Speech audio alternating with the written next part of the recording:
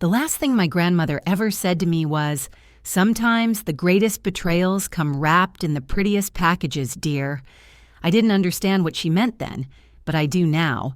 My name is Claire, and last week I watched my entire family steal my inheritance right out from under me. I stood in Rosewood Manor, the home my grandmother Eleanor had promised me since I was 12, clutching the envelope she had left me. The lawyer had just finished reading her will, and already my mother's perfectly manicured hand was reaching for the house keys. "Honey, you have to understand," my mother, Victoria, cooed, her voice dripping with fake sympathy. "The house needs so many repairs. We're just trying to protect you from that burden." "Protect me?" I stared at her, then at my father, Charles, who refused to meet my gaze. By selling it behind my back? My brother Lucas leaned lazily against the doorframe, arms crossed. "Come on, Claire. You couldn't afford the property taxes anyway." The familiar scent of Eleanor's lavender sachets still lingered in the air. Just 3 weeks ago, we had sat in the glass parlor drinking tea while she told me stories about her youth. Now, my family stood here, dividing up her life like vultures. "You can't do this," I said, my voice shaking. "Grandma left the house to me. It's in the will." "Actually," my sister Sophie chimed in, smoothing down her designer blouse, "Mom and Dad have power of attorney. The sale has already gone through." The blood drained from my face. "What sale?" "We found a lovely buyer," my mother said with a saccharine smile. "He's offering well above market value. The papers are already signed." My fingers tightened around the envelope. I hadn't opened it yet. It had arrived by courier that morning with strict instructions not to open it until after the will reading. "Get out." My voice was barely above a whisper. "Don't be dramatic, Claire." My father finally spoke, his tone patronizing. "We're family." I let out a bitter laugh. "Family doesn't do this. Get out of my grandmother's house. Now." One by one, they filed out. My mother paused at the door. "We're meeting the buyer tomorrow to hand over the keys. You should come. Make peace with it." When I was finally alone, I sank into Eleanor's favorite armchair and opened the envelope with trembling hands. Inside was a single sheet of paper and a small key. "My dearest Claire, if you're reading this, they've done exactly what I feared they would. But don't worry, I've left you something they don't know about. Something that will help you fight back. Check behind the loose brick in the willow garden wall, the one with the heart carved into it." My heart pounded. Eleanor always said that the best revenge was served with patience and wisdom. Looks like she had left me the recipe. And in Wessitins. I placed Eleanor's documents on Danielle Carter's desk. The papers I had found behind that loose garden brick had kept me up all night.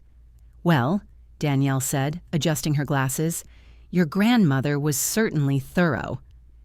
"Can they really sell the house without my consent?" I asked. Danielle smiled, a sharp, knowing smile that made me sit up straighter. "That's the interesting part," she said. "Your grandmother added a specific clause to her will 6 months ago. The house cannot be sold without your explicit written permission, regardless of any power of attorney." My stomach twisted. "But my mother said the sale already went through." Danielle leaned forward. "Which means—" She tapped a document on her desk. "Someone forged your signature." I gripped the armrests of my chair. "What?" Danielle slid a document toward me. "This is supposedly your signature on the sale agreement, but look at the date." I scanned the page. My breath caught in my throat. "I was in Chicago that day. For work, I have flight receipts." "Keep them handy. We're going to need them." Danielle started typing rapidly on her computer. "The buyer, Thomas Bennett, is coming in today. He should know his purchase isn't valid." "You really think we can stop this?" I asked. Danielle met my gaze. "Stop it? Claire, we can reverse it, and whoever forged your signature could face serious consequences." My phone buzzed. A text from Sophie. "Mom's furious. You went to a lawyer? She says you're betraying the family." I showed Danielle the message. She shook her head. Interesting how they define betrayal. A knock interrupted us. Thomas Bennett walked in, looking more nervous than a legitimate buyer should. Danielle gestured to a chair. "Mr. Bennett, please join us." "About the house," Thomas Bennett said, glancing at me. "Your mother assured me everything was in order." "My mother lied," I said flatly, "and I never signed those papers." His face paled. "What?" Danielle Carter slid the documents across her desk. "The sale requires Claire's consent. This signature, it's forged. She was in another state that day." Thomas ran a hand through his hair. "They told me you'd agreed, that you just couldn't be there for the signing. They told you wrong," I said firmly. "That house means everything to me. My grandmother—" "I know," he interrupted. "Your mother mentioned you were difficult about letting go, that you were too emotional about it." Something in his tone made me pause. "What else did they tell you?" He hesitated, then reached into his briefcase. "I think you should see these emails." He laid out printed emails across Danielle's desk. My stomach twisted as I scanned them. My grandmother's warning echoed in my head again. The greatest betrayals come wrapped in the prettiest packages. She'd known. She had known all along what they would try to do. The emails made me sick. Victoria had been shopping the house around to buyers for months, while Eleanor was still alive. "Your mother mentioned there might be some resistance," Thomas said, pointing to one particular message. "She said you were too attached to see the financial opportunity." Financial opportunity. I checked the email's date. 2 days after Eleanor's funeral. Danielle sorted through the papers. "Mr. Bennett, would you be willing to make a formal statement about these communications?" Thomas exhaled, then nodded. "Yes. I should have asked more questions when they insisted on rushing everything through. Something felt off." My phone buzzed again. Lucas calling. I declined it. "There's more," Thomas said quietly. "Your mother mentioned something about valuables in the house. Things your grandmother had hidden away. I remembered the key from Eleanor's letter." "Hidden where?" I asked. Thomas hesitated. "She wouldn't say exactly, just that they needed to secure the house quickly, before you had a chance to." "Before I had a chance to what?" Danielle gathered the emails into a folder. "This is excellent evidence of premeditation, Claire. We should—" The office door burst open. Victoria stood there, perfectly composed as always, with Sophie hovering behind her. "Claire, what do you think you're doing?" Her voice was steel wrapped in silk. I let out a cold laugh. "Funny, I was about to ask you the same thing." I held up the forged document. "Care to explain this?" She barely glanced at it. Instead, she turned to Thomas. "We had a deal. A deal based on fraud," he replied, standing up. "I'm withdrawing my offer." For the first time, my mother's composure cracked. "You can't do that. We've already allocated the funds." I crossed my arms. "You mean you've already spent money you don't have?" Sophie stepped forward hesitantly. "Claire, please. Mom and Dad need this. The business—" "What about the business?" I demanded. My mother shot Sophie a warning look. "That's enough." "You're making a terrible mistake, Claire," she continued. "That house is nothing but a burden." I took Eleanor's letter from my pocket. "Then why are you so desperate to sell it?" For the first time, real fear flickered in her eyes. "Whatever you think you know," she said carefully, "you don't understand the whole picture." "Then explain it to me," I challenged. "What's hidden in that house that's worth forging my signature for?" The silence stretched between us. Finally, my mother turned to leave but paused at the door. "Some secrets," she murmured, "should stay buried with the dead." As I stepped into the parking lot, Lucas cornered me. "You're making a huge mistake," he said, blocking my path. "Mom and Dad put everything they had into this deal." "Everything they had?" I shot back. "Or everything they stole?" His jaw tightened. "Listen to me. The family business is underwater. Dad made some bad investments." I yanked my arm free from his grasp. So that makes it okay to steal my inheritance? Your inheritance? He let out a bitter laugh. You were always her favorite. Every Sunday dinner, every holiday, it was always about precious Claire. That's not true. No, he scoffed. Then why did she leave you the house? Why did she spend... A car door slammed nearby. Sophie approached, her heels clicking against the pavement. They're meeting tonight, she said, not meeting my eyes. At the Crestwood Hotel, room 412. It's about the house. Lucas spun around. Sophie, shut up. She crossed her arms. No, I'm done lying. I studied her. Why are you telling me this? She hesitated, then sighed. Because I found something in Mom's office, documents about Eleanor's estate, and they don't match what was in the will. Lucas stepped toward her, his voice low and warning. You had no right to go through those papers. And you had no right to forge our sister's signature, she shot back. I turned to Lucas, my stomach churning. You forged my signature. He at least had the decency to look ashamed. Mom said it was the only way. We needed the money fast. Before what? I demanded. Before the audit, Sophie cut in. The business is being investigated for fraud. They needed clean money to cover their tracks. My phone buzzed, Danielle texting. Got the keys. Meet at Rosewood Manor in 30 minutes. I have to go, I said, pushing past Lucas. Claire, wait, Sophie called after me. The meeting tonight, it's at 8. Room 412. They don't know I know, but I heard Mom on the phone. Whatever they're planning, it's happening soon. Lucas grabbed her arm. You're going to regret this. She pulled away. No, I'm done being part of this mess. Grandma wouldn't have wanted this. I stared at my siblings. Lucas, angry and defensive. Sophie finally telling the truth. Thanks for telling me, I said. But why now? She smiled sadly. Because Eleanor once told me, doing the right thing late is better than never doing it at all. As I got into my car, I texted Danielle, change of plans. We need to crash a meeting tonight. Bring your phone. Record everything. The pieces were finally falling into place. Whatever secrets Rosewood Manor held, I had a feeling we were going to find them all tonight. Hours, Lucas spat, his voice filled with resentment. She spent hours whispering secrets to you in that stupid glass parlor while the rest of us watched from outside. A car door slammed nearby. Sophie approached, her heels clicking against the asphalt. They're meeting tonight, she said, not meeting my eyes. At the Crestwood Hotel, about the house. Lucas spun around. Sophie, shut up. She crossed her arms. No, I'm done lying. Mom and Dad are planning something, Claire. Something big. I narrowed my eyes. Why are you telling me this?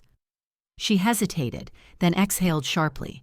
Because I found something in Mom's office, documents about Eleanor's estate, and they don't match what was in the will. Lucas stepped toward her, his face darkening. You had no right to go through those papers. And you had no right to forge our sister's signature, Sophie shot back. I turned to Lucas, my stomach twisting. You forged my signature? He at least had the decency to look ashamed. Mom said it was the only way. We needed the money fast before what? I pressed. Before the audit, Sophie cut in. The business is being investigated for fraud. They needed clean money to cover their tracks. My phone buzzed. Danielle texting. Got the keys. Meet at Rosewood Manor in 30 minutes. I have to go, I said, pushing past Lucas. Claire, wait. Sophie called after me. The meeting tonight, it's at 8, room 412. They don't know I know, but I heard Mom on the phone. Whatever they're planning, it's happening soon. Lucas grabbed her arm. You're going to regret this. She pulled away. No, I'm done being part of this mess. Grandma wouldn't have wanted this. I looked between them. Lucas, angry and defensive. Sophie finally telling the truth. Thanks for telling me, I said. But why now? She gave a sad smile. Because Eleanor once told me, Doing the right thing late is better than never doing it at all. As I got into my car, I texted Danielle, "Change of plans. We need to crash a meeting tonight. Bring your phone. Record everything." The pieces were finally falling into place. Whatever secrets Rosewood Manor held, I had a feeling we were going to find them all tonight. Room 412 had a connecting door to 414, where Danielle and I pressed our ears against the thin hotel walls. My mother's voice came through clearly. "The audit team arrives Monday," she was saying. "If we don't have that money transferred by then—" "We know," my father Charles interrupted, "but Claire's lawyer is causing problems." "Then fix it, Charles," my mother snapped. "We didn't spend 30 years building this business just to watch it crumble because your mother decided to play favorites from beyond the grave." I started recording on my phone. "What about the paintings?" A new voice. Thomas Bennett. "You promised there were valuable artworks hidden in the house." "There are," my mother said sharply. "Eleanor, that conniving woman, had a collection. Insurance documents valued them at over $2 million. My hands shook. Eleanor's art collection. She'd always told me they were just prints. "And you're sure they're in the house?" Thomas asked. "In the walls," my father admitted. "Behind the wooden panels in the glass parlor. That's why we need to move fast." I turned to Danielle, who was already scribbling notes. "Insurance fraud," she mouthed. Back in the room, my mother continued, her voice cold. "The audit team will find everything. The fake invoices, the offshore accounts. Eleanor knew. That's why she changed her will at the last minute. That's why she left everything to Claire." My father sighed. "She was protecting the art, making sure we couldn't get to it." "Well, she failed," my mother said, her voice hard. "Once we get back into that house—" A loud crack interrupted her. I tensed. A new voice. "Sophie." "Mom, Dad, what's going on?" I heard shuffling. "Sophie," my mother's voice sharpened. "What are you doing here?" "I followed you." Her voice was trembling. I heard everything." "Honey, this doesn't concern you." "Doesn't concern me?" Sophie's voice cracked. "You're stealing from Eleanor's estate, from Claire." "We're protecting our family's legacy," my mother insisted, "by committing fraud." Silence. "By forging signatures and hiding stolen artwork." My father's voice softened. "Your mother and I had no choice. The business was failing." "Because you were embezzling money," Sophie accused. "Grandma figured it out, didn't she? That's why she changed her will." The room fell silent. Then finally, my father spoke. "How long have you known?" "Long enough." Sophie's voice wavered. "I found the real accounts, the ones you hid from the auditors. Eleanor didn't just leave clues for Claire, she left them for all of us, to see who would do the right thing." "She didn't just leave clues for me," Sophie said, her voice trembling. "She left them for all of us, to see who would do the right thing."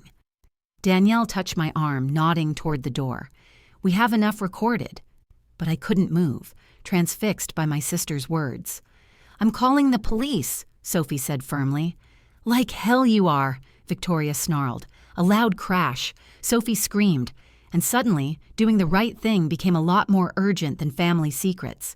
I burst through the connecting door just as my mother wrenched Sophie's phone from her hands and smashed it against the wall. "Get your hands off her," I shouted. Everything froze. My father, Charles, stood by the window, pale and shaking. Thomas Bennett backed toward the door, and my mother still had Sophie's arm in a death grip. She turned to me, eerily calm. "Ah, the prodigal daughter joins us." Danielle stepped in behind me, her phone held high, recording everything. "I suggest you let her go, Victoria, unless you'd like assault charges added to fraud." My mother's grip tightened for a second.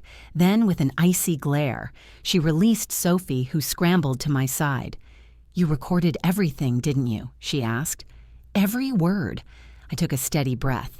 The fraud, the embezzlement, the art theft, all of it. "You don't understand," my father pleaded. "The business was failing. We needed—" To steal from your own mother? I cut him off. To forge documents and hide evidence? Thomas cleared his throat. I think it's time I made a full statement about my involvement. My mother whirled on him.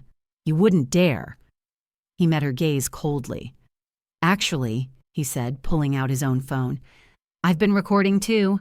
Ever since you first approached me about rushing the sale. Something felt wrong, and now I know why. My mother's perfect facade was cracking. You're all making a terrible mistake. Sophie touched my arm. Claire, the paintings, they're not just valuable. She swallowed hard. They're stolen. A heavy silence filled the room. What? I breathed. That's what Grandma discovered, Sophie said. Dad has been using the business to launder money through stolen art for years. She found out when she realized one of her own paintings had been replaced with a forgery. I turned to my father. Is that true? He sank into a chair, his head in his hands. Eleanor confronted me 6 months ago, said she had proof. That's when she changed her will. That's when she added the clause about your consent. She knew we'd try to sell the house, my mother said bitterly. She knew we needed to get to those paintings before the audit. Danielle was already on her phone. Yes, Detective Harper.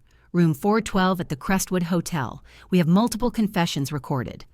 My mother lunged for her, but I stepped between them. It's over, Mom. Her eyes burned into mine. Eleanor gave me that house for a reason, I said. To protect her legacy. From people like you. She laughed. Wild, unhinged. People like me. I built this family while she judged us from her moral high ground. No, Sophie said quietly. You destroyed this family. Grandma was trying to save us. In the distance, police sirens wailed. My father buried his face in his hands. Thomas moved to block the door. I turned back to my mother. The paintings. Are they still in the house? Her silence was my answer. I looked at Danielle. We need to get there first. She nodded. I'll call for a warrant. As the sirens grew closer, I watched my parents' empire crumble. Built on lies. Destroyed by truth. Eleanor would have been proud. The police found the paintings exactly where my father said they'd be, hidden behind the wooden panels in the glass parlor. 13 masterpieces, each worth a fortune, each tied to a different art theft over the past decade. I stood beside Detective Harper, watching as the stolen artwork was carefully removed. Your father's business was just a front, she explained. High-end furniture imports made the perfect cover for smuggling stolen art. A familiar voice spoke from behind me. Lucas. I turned as he stepped forward, watching as officers carried out the last painting. What have you done, Claire? He asked, his voice hollow. I met his gaze. Me? I'm not the one who turned Grandma's house into a storage facility for stolen art. His throat tightened. They're going to prison. Sophie stepped up beside me. They made their choice, Lucas, just like you did when you forged Claire's signature. Detective Harper's ears perked up. Is that an admission of forgery? Lucas' face crumpled. Mom said no one would get hurt, he whispered. I sighed, my voice soft. But people did get hurt. Grandma spent her last months realizing her own son was a criminal. Her art collection was replaced with fakes. The business she helped build was a lie. A voice called out from inside the house. Miss Carter! One of the evidence technicians stepped forward, holding something. A metal box. My heart jumped. It was the perfect size for Eleanor's key. That key belongs to me, Lucas protested as the police examined the metal box. That's private property. Danielle simply smiled. Actually, according to the will, everything in this house belongs to Claire. My hands trembled as I slid the key into the lock. It fit perfectly. Inside the box lay a leather-bound journal and a USB drive. Your grandmother contacted me 6 months ago, Danielle explained. She'd been gathering evidence. She knew they would try to sell the house once she was gone. Why didn't she go to the police? Sophie asked. I swallowed hard, because she wanted to give them a chance to come clean. I could hear Eleanor's voice in my head, her endless lessons on love, patience, and wisdom. She had been protecting us until the very end. Detective Harper flipped through the journal, scanning the pages. "This is enough to put them away for a long time," she said. "Art theft, money laundering, fraud." Lucas slumped against the wall, looking pale. "I didn't know about any of this. I swear." "No," Sophie said, shaking her head. "You just went along with it, like we all did, until now." I flipped to the final page of the journal, and my grandmother's familiar handwriting blurred as tears filled my eyes. "My dearest Claire, if you're reading this, you've done what I couldn't. Expose the truth while protecting what matters most. Our family's real legacy isn't money or art. It's the courage to stand up for what's right. I'm so proud of you, my girl." The morning sun streamed through Eleanor's freshly cleaned windows as I sat in the glass parlor, sipping tea from her favorite cup. Across from me, Sophie sat quietly, staring at the light dancing through the stained glass. In the next room, Lucas helped Thomas carry in the last of the restored artwork. "The insurance company confirmed it," Danielle said from Eleanor's antique desk, flipping through a stack of documents. "Once they verify the painting's authenticity, the recovery reward alone will be substantial." I shook my head. "I don't care about the money. I just want the art back where it belongs." Thomas hung the final piece, a small impressionist garden scene, in its original spot. He stepped back, admiring it. "Your grandmother had incredible taste. These aren't just valuable, Claire. They're beautiful." Sophie ran her hand gently along the frame. "She always said art should be lived with, not locked away." A heavy silence settled between us. Lucas cleared his throat.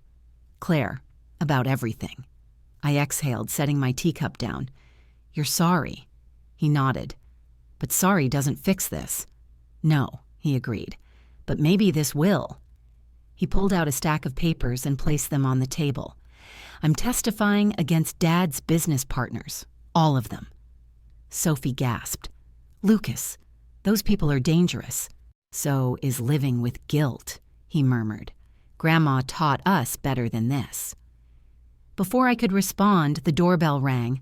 Thomas answered it and returned with Detective Harper. "Good news," she announced. "Your parents took the plea deal. They'll serve time. But their cooperation means we can take down the entire smuggling network." Sophie hesitated. "And the business?" Detective Harper smiled. "Being dissolved. But the legitimate assets will be returned to the estate." I walked to the willow garden wall, running my fingers over the loose brick where I had found Eleanor's letter. She knew this would happen. All of it. She knew we'd make the right choice. Eventually. "Even if it took some of us longer than others," Sophie said, joining me. Nearby, Lucas picked up one of Eleanor's delicate teacups, turning it over in his hands. "Remember how she used to say," he murmured, "every broken thing has a story?" I smiled. "And every story has a lesson. Samaas." As the sun set over Rosewood Manor, casting amber light through the glass parlor, I glanced around at my siblings. We were broken, but we were healing. "The house is officially yours now," Danielle said, gathering her things. "No more legal hurdles." Thomas crossed his arms. "What will you do with it?" I looked around, the restored paintings on the walls, the stained glass catching the last rays of light, the garden beyond, my family, shattered but piecing itself back together. "Exactly what Grandma wanted," I said. "Make it a home again, a real one this time." Sophie squeezed my hand. Lucas nodded in understanding. As I curled up in Eleanor's favorite chair, I flipped open her journal one last time. A small folded note slipped out from the final pages. "Remember, darling, revenge is sweet, but redemption is sweeter. Some families break to become stronger. Love always, Eleanor." I closed the journal, a smile tugging at my lips. She was right, as always. This house wasn't just my inheritance. It was my chance to rebuild something better, something real, from the ruins of what we had lost. And this time, we would do it right.